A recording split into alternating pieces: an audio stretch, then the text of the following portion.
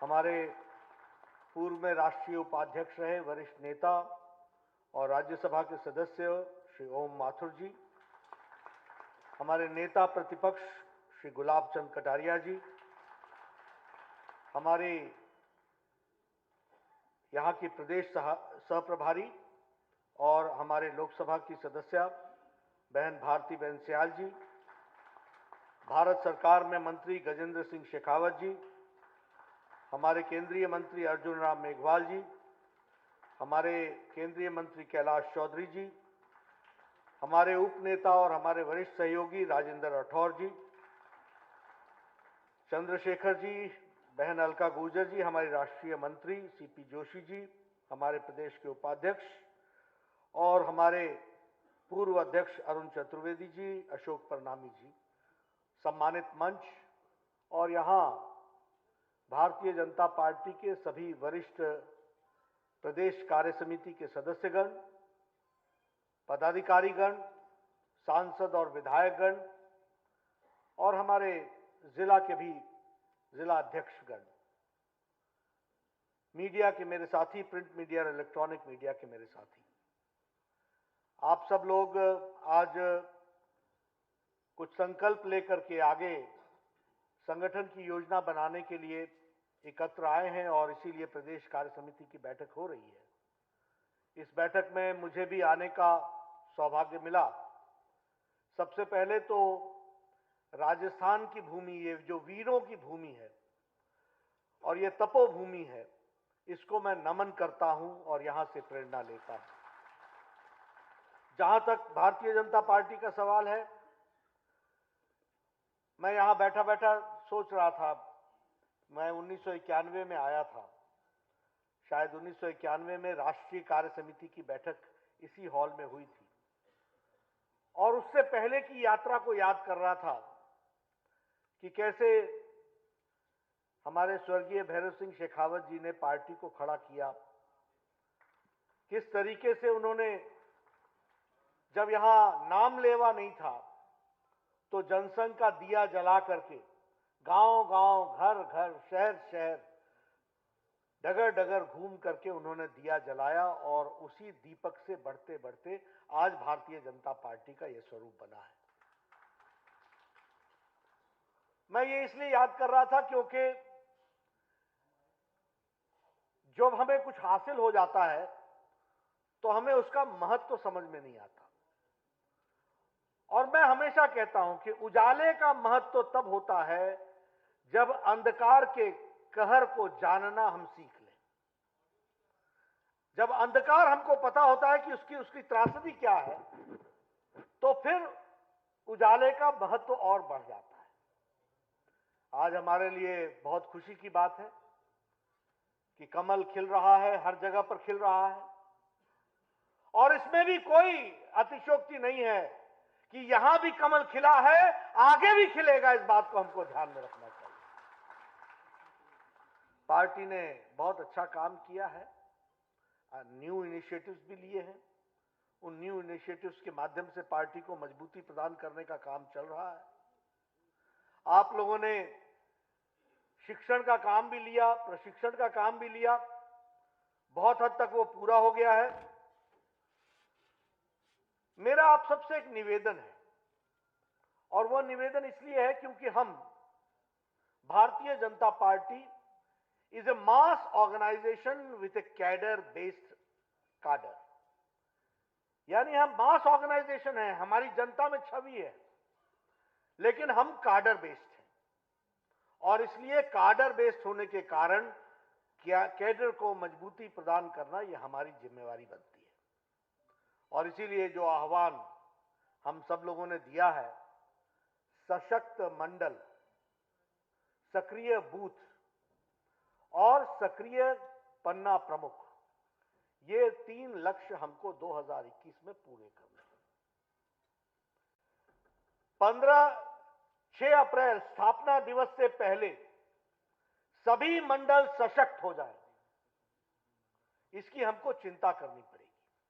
और इसलिए जब हम संगठनात्मक विषय की बातचीत करते हैं तो मैं आप सबसे निवेदन करूंगा कि आप ये रचना कीजिए, यहां इस कार्यकारिणी की बैठक के पश्चात योजन कीजिए कि कैसे सारे सशक्त मंडल हो सकते हैं और उनकी तारीख 6 अप्रैल है।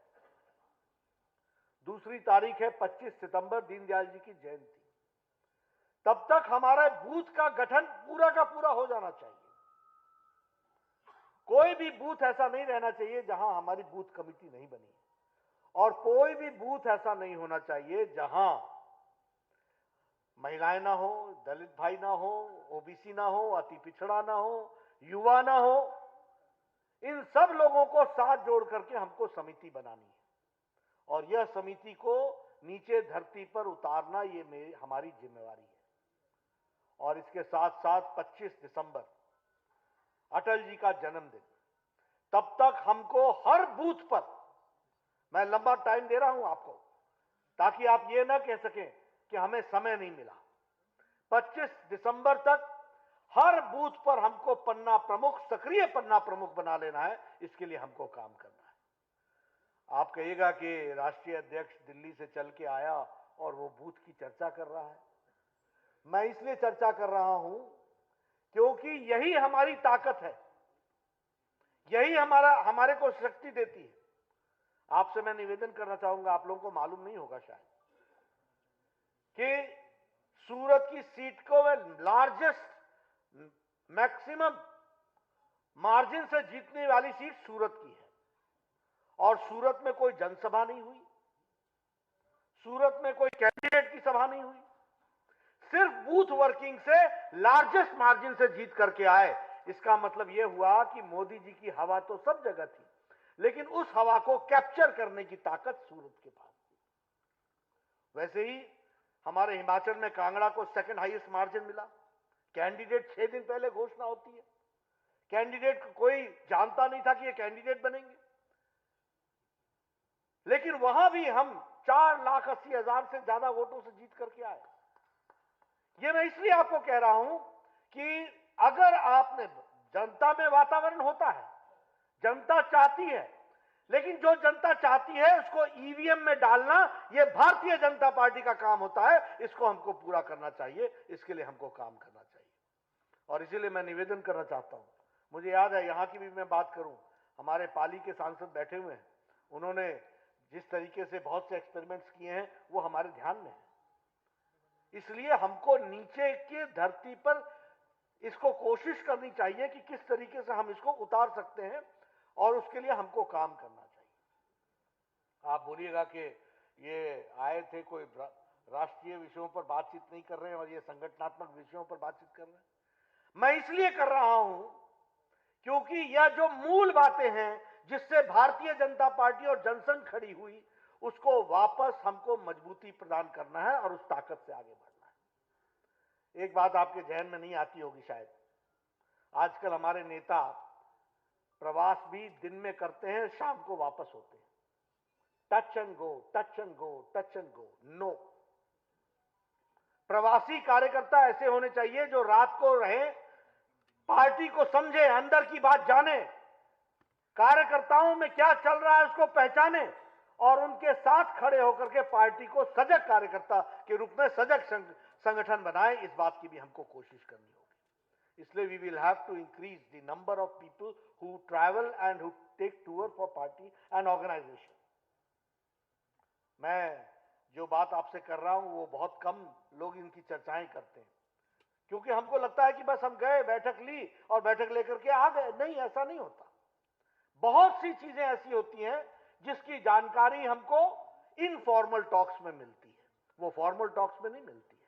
और इसीलिए आपसे मैं निवेदन करना चाहता हूं कि संगठन की दृष्टि से भी आप इन बातों की चिंता और चर्चा करें। एक मैं हमेशा कार्यकर्ताओं से कहना चाहता हूं, यहां बैठे हुए लोगों को भी मैं निवेदन करना चाहूंगा, जाने अनजाने में हम ये समझ बैठते हैं कि हमें सब कुछ पता है, और यह कार्यकर्ता और नेता के स्थूल होने का, खड़े हो जाने का यह पहला लक्षण होता है। मैं चर्चा नहीं करना चाहता, लेकिन हमने सेल्फ एनालिसिस ये लगभग छोड़ सा दिया है, और कई बार मैं किसी से बोलता हूं, बताओ तुमने पिछले 1 महीने में क्या काम। नड्डा जी अब हमको आप काम बताएंगे, मैं तो 1970 से कर रहा हूं, इसे जानता ही हूं सब कुछ। सच्चाई ये होती है कि हमारी प्रोडक्टिविटी घट जाती है और हम टारगेट नहीं रखते और टारगेट के साथ साथ समय के साथ टारगेट को नहीं जोड़ते। मेरा सभी यहां के बैठे हुए लोगों से निवेदन है, अपनी सेल्फ एनालिसिस शुरू करो। आप तय कीजिए कि हमारी कमिटमेंट के साथ साथ हमारी उपयोगिता, रेलेवेंस कितनी है। And politics is a place where you have to be relevant. और रेलेवेंट का मतलब यह होता है कि आप पार्टी में कंट्रीब्यूट कितना कर रहे हैं, आपकी उपयोगिता कितनी है, आपकी अपने डेवलपमेंट में, योग्यता में कितना विकास हुआ है, आपकी स्वीकार्यता कितनी है। मुझसे कई लोग मिलते हैं, कहते हैं नड्डा जी मुझे 20 साल हो गए, 25 साल हो गए, मैं देखो जी मेरा कुछ आप करते ही नहीं हो। वो बेचारे को ध्यान में नहीं आता कि वो 20 साल से अकेला चल हो रहे हैं, अकेला ही चला हुआ है। किसी भी बैठक में आएगा, मैं हाजिर हो गया, नमस्कार जी मैं जा रहा हूं। तो ये अकेला चल रहे होगा और दूसरा कोई आ जाए, लाना नहीं कभी। अब देखिए आप मुस्कुरा रहे हैं तो आप समझ रहे हैं मेरी बात। दूसरा आ ना जाए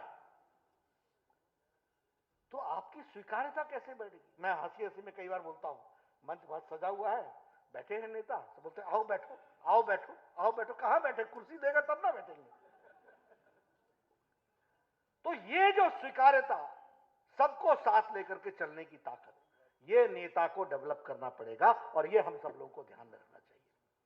उसी तरीके से परिपक्वता, मैच्योरिटी, हमारे में हमें ये इसकी एनालिसिस करनी चाहिए कि क्या हम मैच्योरिटी के साथ काम कर रहे हैं। मैं कई बार कहता हूं, कार्यकर्ता समस्या नहीं होती, कार्यकर्ता समाधान होता है। वो समस्या नहीं बन सकता। शिकायत करने का काम नहीं है। और दूसरी बात, कार्यकर्ता पोस्ट ऑफिस नहीं है, वहां पर घटना घट गई, फोन किया, हां जी सतीश जी, हां जी वसुंधरा जी, यहां पर यह घटना घट गई, पोस्टमैन का काम पूरा किया, फोन रखा, चल दिया। नहीं, आप गए वहां, क्या नेता तो आएंगे लेकिन आपने क्या किया, व्हाट इज योर कंट्रीब्यूशन। तो हमने पोस्टमैन नहीं बनना है, हमने कार्यकर्ता बनना है, हमने उसका उत्तर देना है, हमने उसको संभाल करके चलना है। और मैं इसलिए सारी बातें आपसे कर रहा हूं क्योंकि यह बातें हम लोगों के जहन में होनी चाहिए कि हम संगठन के दृष्टि से कैसे अपनी उपयोगिता बढ़ा सकते हैं, कैसे अपनी योग्यता बढ़ा सकते हैं, कैसे हम और मैच्योर हो सकते हैं, कैसे हम अपनी स्वीकार्यता बढ़ा सकते हैं, कैसे हम सबको समावेश करने की हम ताकत पैदा कर सकते हैं। ये जब पैदा होता है, देखिए लीडर जो होते हैं वो किसी के कहने से नहीं बनते। लीडर जो होते हैं वो अपने एक्शन से बनते हैं। और एक्शन में हमेशा यह ध्यान रखना चाहिए कि हमारा स्वीकार्यता तभी डेवलप होती है जब हम सबको साथ लेकर के चलने का मादा उठाते हैं। इसलिए मैं सभी कार्यकर्ताओं से यह निवेदन करना चाहता हूं कि हमको पार्टी की स्ट्रेंथ को अगर आगे बढ़ाना है और ताकत बढ़ानी है तो ये सब मैच्योरिटी के साथ हम सब लोग आगे बढ़ेंगे तो जरूर उसका हमको लाभ मिलेगा। अब मैं अगर बात करूं केंद्र सरकार की, आदरणीय प्रधानमंत्री जी की, आप सब लोग जानते हैं, बहुत से सांसद हैं यहां पर, बहुत से विधायक हैं, सब सारी बातों को जानते हैं। लेकिन क्या हमने राजस्थान की जनता को इस बात का एहसास कराया है? मैं इसलिए कहना चाहता हूं, ये कोरोना का संक्रमण आया, कोरोना का संक्रमण तो सारे दुनिया में आया था, लेकिन क्या हुआ, दूसरे देशों में कोरोना नेतृत्व के लिए प्रश्नवाचक चिन्ह खड़ा कर दिया। अमेरिका का चुनाव, ट्रंप का चुनाव कोरोना पर ही हो गया। और आपको मालूम है कि उस मुद्दे ने क्या नतीजे पहुंचा दिए। ये हमसे शक्तिशाली थे, ये हमसे स्वास्थ्य की सुविधाएं में अच्छे थे। सारा यूरोप कोरोना के संक्रमण में अपने आप को असहाय महसूस कर रहा था, उनकी स्वास्थ्य सेवाएं हमसे अच्छी थी। मैं भारत का स्वास्थ्य मंत्री रहा हूं, मुझे मालूम है। लेकिन उनकी स्वास्थ्य सेवाएं अच्छी थी, जनसंख्या छोटी थी, लेकिन वो असहाय हो महसूस किया और लड़खड़ा गए और एक बार नहीं 3-3 बार लॉकडाउन लगाना पड़ा। फिर भी अपनी मॉर्टेलिटी रेट को, मृत्यु दर को संभाल नहीं पाए। लेकिन भारत जैसा देश, 130 करोड़ का देश, जिस दिन कोरोना आया था उस दिन हमारे पास सुविधाएं नहीं थी, उसके बावजूद भी मोदी जी के नेतृत्व ने 130 करोड़ देश को समय पर लॉकडाउन लगा करके इस देश को बचाया। इस बात को हमको समझना चाहिए। अमेरिका क्या कह रहा था? No, we will not go for lockdown, economy is more important. यानी इकोनॉमी और जनता जान, इसके बीच में वो फैसला नहीं कर पा रहे। सारा यूरोप क्या कहता रहा कि नहीं, हम तो इकोनॉमी की चिंता करेंगे। हमारे मोदी जी ने क्या कहा? जान है तो जहान है। और जब जान की चिंता कर ली तो कहा जान भी है और जहान भी है, दोनों को हम संभाल लेंगे। ये बात गांव-गांव तक हमको पहुंचाना है कि किस तरीके से मोदी जी ने और हमारे नेतृत्व ने किस तरीके से 130 करोड़ के देश को बचाया। जिस दिन कोरोना आया था, मुझे मालूम है, एक लेबोरेटरी होती थी NIV Pune, national institute of virology Pune, एक। आज 2500 से ज्यादा लेबोरेटरी हैं। आज लगभग हम डेडिकेटेड हॉस्पिटल हमारे पास 15,000 के आसपास हैं। और उसी तरीके से हमारी जो टेस्टिंग कैपेसिटी है, वह टेस्टिंग कैपेसिटी जो है वो 12 लाख पर डे हो गई है। 12 लाख टेस्टिंग हम कर सकते हैं, ये हमारी ताकत हो गई है। 3 लाख हम साल में वेंटिलेटर बना सकते हैं। 5 लाख PPE किट हम बना सकते हैं। एक पर्सनल प्रोटेक्शन इक्विपमेंट नहीं था, इंपोर्ट कर रहे थे। पिछले मार्च महीने में हम इंपोर्ट कर रहे थे। आज हमारे पास 5 लाख टेस्टिंग कैपेसिटी है।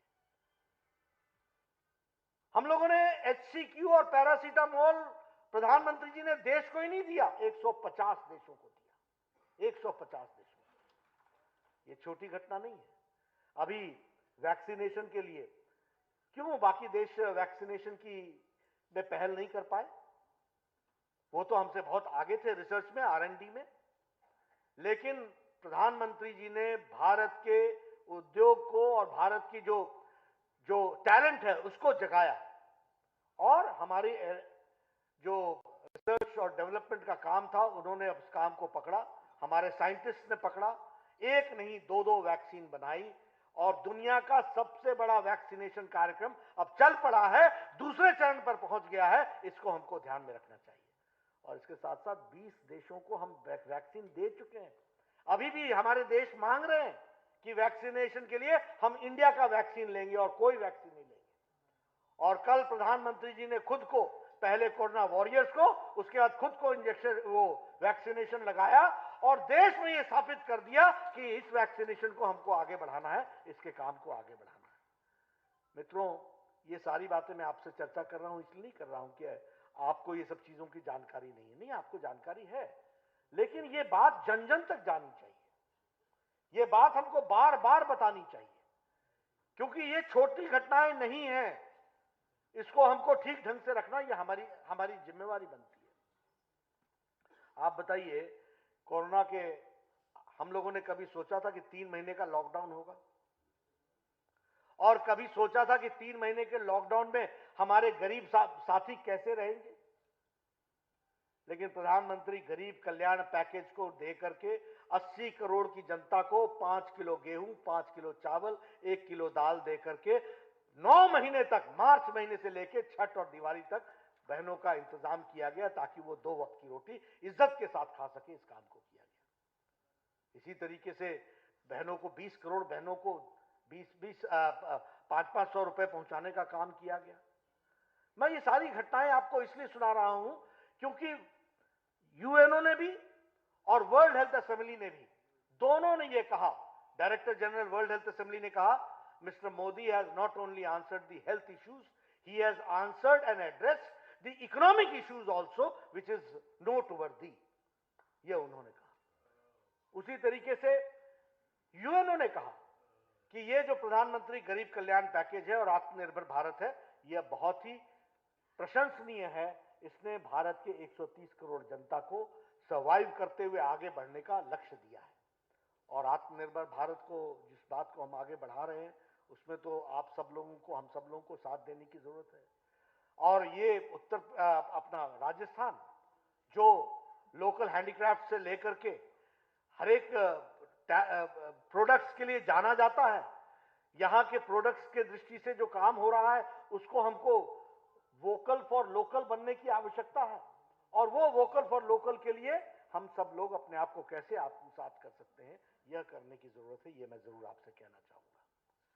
मित्रों, हमारी यात्रा, जब हम यात्रा की बात करते हैं, मैं बार बार छोटी छोटी बातों की चर्चाएं इसलिए कर रहा हूं क्योंकि हमारी क्लैरिटी होनी चाहिए कि हमारा रास्ता क्या है और हम चले कहां से थे। आप देखिए, हम जब सरकार में नहीं थे और हम विपक्ष में रहा करते थे तो हमको लोग छेड़ा करते थे। क्या कहते थे? जनसंघ और बीजेपी का इकोनॉमिक मॉडल क्या है? What is your economic model? जो पुराने लोग होंगे उनके ध्यान में होगा, उनको छेड़ा जाता था। छेड़ा शब्द इसलिए बोल रहा हूं क्योंकि वो समझते थे कि इकोनॉमी के चैंपियन अगर हैं तो हम ही हैं और कोई नहीं है। लेकिन उनको क्या मालूम था कि जनसंघ के प्रस्तावों से निकला हुआ एकात्म मानववाद बढ़ता बढ़ता अंत्योदय तक पहुंचेगा। और राजस्थान की धरती से भैरव सिंह शेखावत जी के माध्यम से शुरू हुआ अंत्योदय, देश में जनता पार्टी आई तो अंत्योदय योजना को आगे बढ़ाया गया। और क्या था अंत्योदय? अंत्योदय यही था कि समाज सुखी तब रहेगा जब पायदान में खड़ा अंतिम व्यक्ति, जब उसकी चिंता होगी तभी समाज सुखी होगा। और लेफ्टिस्ट क्या बोलते थे? ना कुछ नहीं, सिर्फ पेट ही इंपॉर्टेंट है, यानी भूख महत्वपूर्ण है। दीनदयाल उपाध्याय जी ने कहा कि भूख के साथ साथ मन भी महत्वपूर्ण है। दीनदयाल उपाध्याय जी ने कहा कि भूख के साथ साथ भूख की तृप्ति होनी चाहिए, लेकिन भूख के साथ साथ इंटेलेक्ट की भी तृप्ति होनी चाहिए, भूख के साथ साथ आत्मा की भी तृप्ति होनी चाहिए।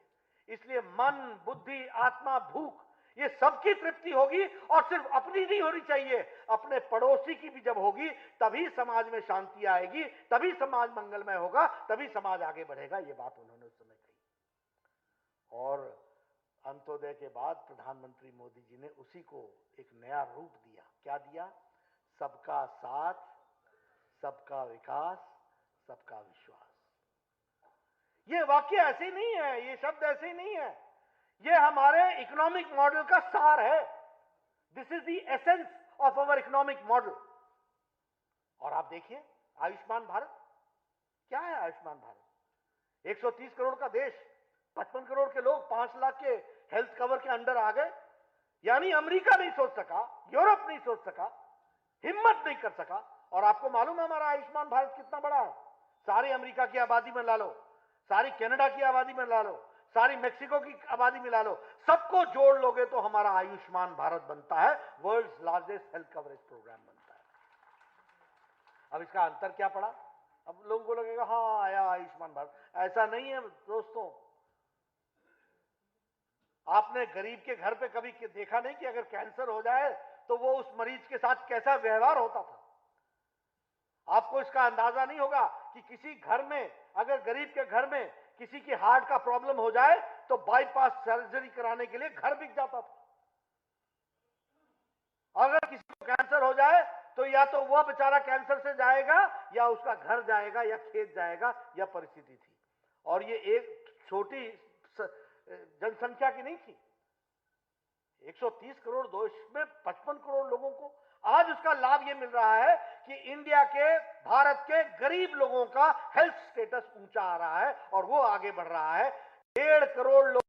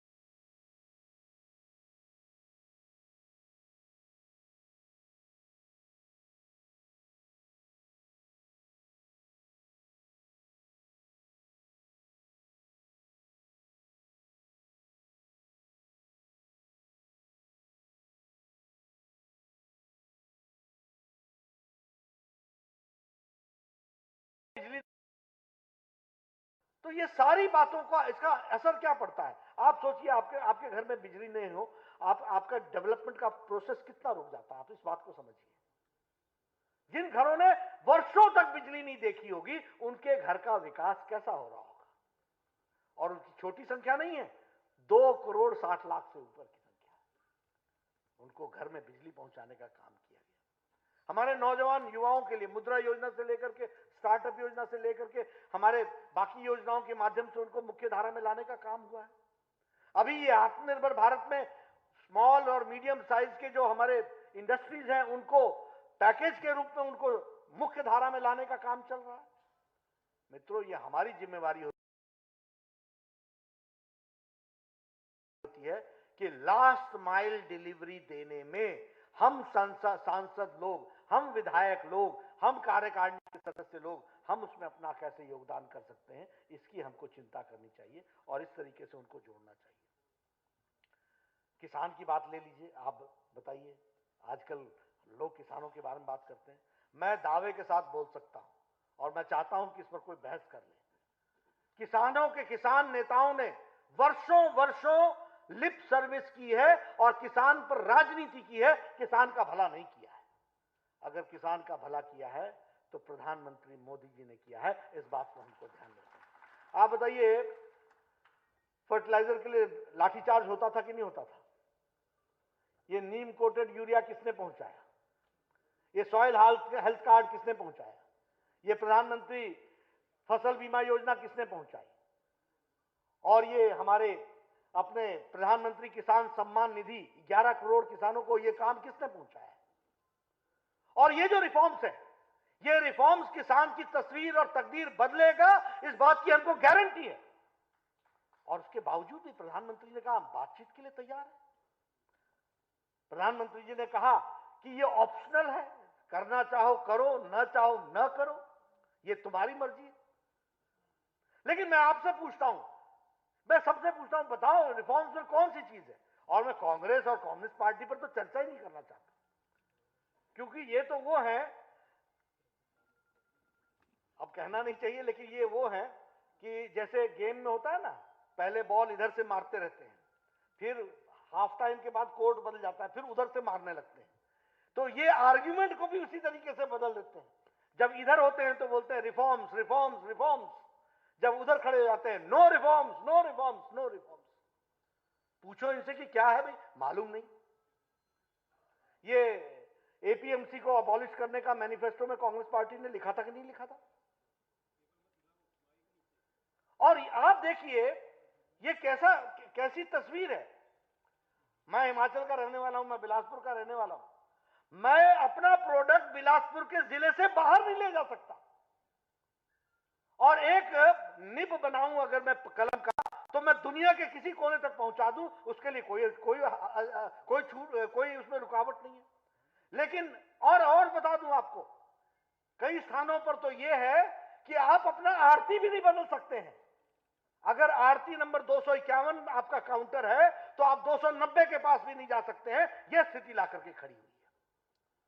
लेकिन ठीक है, हमारे प्रधानमंत्री जी ने स्पष्ट कहा है, हम वार्तालाप के लिए तैयार हैं। आप इसमें से बताओ क्या चीज इसमें से सुधार करने की जरूरत है, हम करेंगे। किसान हमारे अन्नदाता है, उनको मुख्य धारा में शामिल करना हमारी जिम्मेवारी है।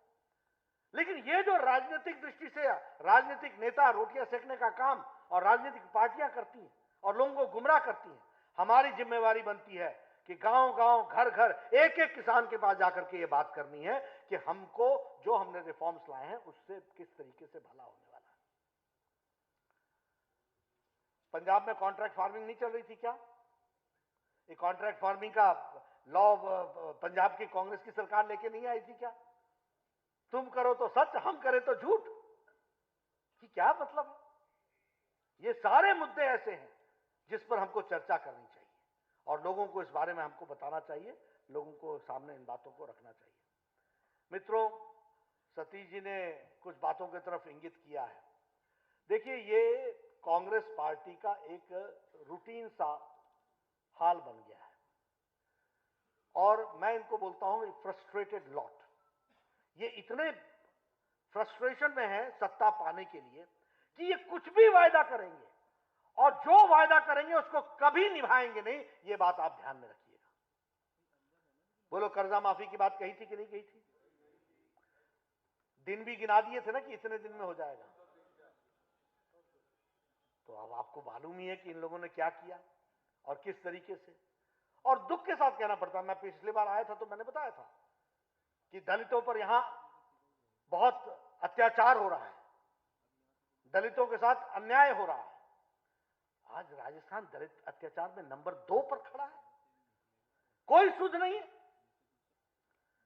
अगर हम बात करें क्राइम रिकॉर्ड्स की दृष्टि से, जैसा इन्होंने बताया 21% बढ़ गया है crime record. National crime record bureau का ये आंकड़े हैं। अगर हम बात करें, अभी मुझे बताया गया था कि राजेंद्र राठौर जी ने विधानसभा में भी इस विषय को रखा था, centre for monitoring Indian economy की दृष्टि से 15.3 बेरोजगारी बढ़ गई है। हम रोजगार देंगे।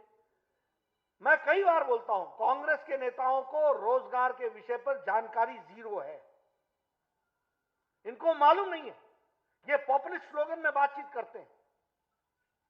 रोजगार अकेला रोजगार नहीं आता, जब तक कि समाज के अंदर कंड्यूसिव एनवायरनमेंट नहीं बना तब तक रोजगार नहीं आता है।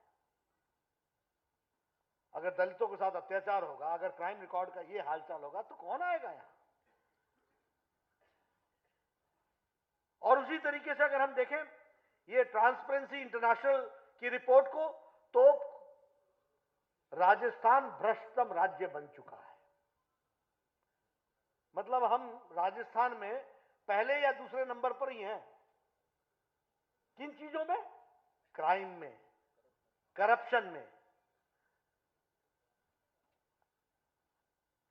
अच्छा नहीं लगता, लेकिन दुष्कर्म और रेप में नंबर 1 राजस्थान खड़ा है क्राइम रिकॉर्ड के अनुसार। रेप्स में ये महिलाओं की स्थिति आकर के खड़ी हो गई है। और ये क्यों हो रहा है, इसको भी समझिए। जब राज्य करने की प्रायोरिटी नहीं होगी तो राज्य होगा कैसे?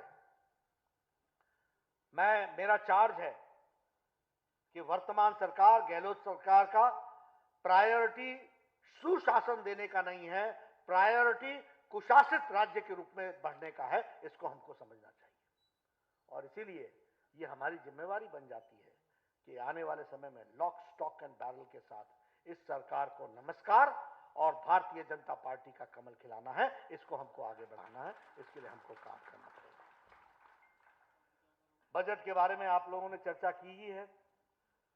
अब इनके बजट ऐसे होते हैं कि मैं चाहूंगा आप लोगों को जो पहले 2 बजट हैं उनके सारे आंकड़े निकाल करके और सारी घोषणाओं को निकाल करके जनता के सामने जाना चाहिए, पूछना चाहिए, आपके प्रस्ताव में आना चाहिए, पूछना चाहिए कि भाई इस बार के बजट की तुम बात कर रहे हो, पहले तो यह बताओ कि पिछले बजट का क्या हुआ, कितना धरती पर लगा।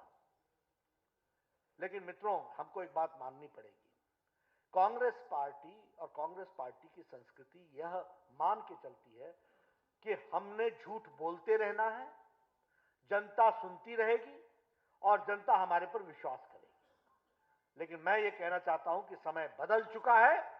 भारतीय जनता पार्टी सशक्त माध्यम है सच्चाई को सामने लाने का और दूध का दूध, पानी का पानी करने का, समाज को जागृत करने का, और उसके साथ साथ सत्ता की दृष्टि से सही लोग सही जगह पर बैठे, इसकी हमको चिंता करनी पड़ेगी। और इसीलिए मैं अपने कार्य समिति के सदस्यों से निवेदन करना चाहता हूं, आप सब लोग फील्ड के वर्कर्स हैं, मैं आपको कुछ समझाऊं इसकी कोई आवश्यकता नहीं है, लेकिन हां, इन बातों को हमको जमीन तक ले जाना है, जनता के बीच में रखना है, उनको हर छोटी बड़ी बात से जानकारी दिलानी है, वह आपके साथ खड़े होने के लिए तैयार है और यहां पर भी कमल खिलाना है, उसके लिए हमको काम करना पड़ेगा। मुझे पूरा विश्वास है राजस्थान की भारतीय जनता पार्टी पुरानी पार्टी है, मजबूत पार्टी है, जमीनी पार्टी है, जमीन पर काम किया है और उसको हमको फिर से एक रूप देने की आवश्यकता है। और मुझे विश्वास है कि राजस्थान में हम दे पाएंगे और हम यहां पर सफल होंगे, इसका हमको पूरा ध्यान भी है। जो चुनाव के लोकसभा के नतीजे आए हैं उन्होंने स्पष्ट रूप में बताया है कि गहलोत की सरकार से लोग मुक्ति पाना चाहते हैं और भारतीय जनता पार्टी को लाना चाहते हैं। यह हमारी जिम्मेवारी है कि हम पूरी ताकत के साथ उनकी आशाएं और आकांक्षाओं पर उतरें, और मुझे विश्वास है कि आप सब लोग जरूर करेंगे। आपने मेरी बात सुनी, आपका बहुत बहुत धन्यवाद। जय भारत, जय राष्ट्र।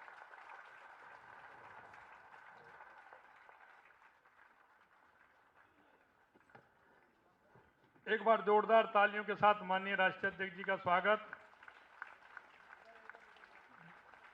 आपने जिस तरह से हमने इस कार्य समिति में आपका हमें मार्गदर्शन मिला,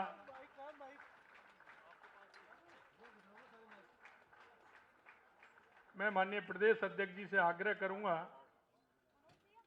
कि हमारे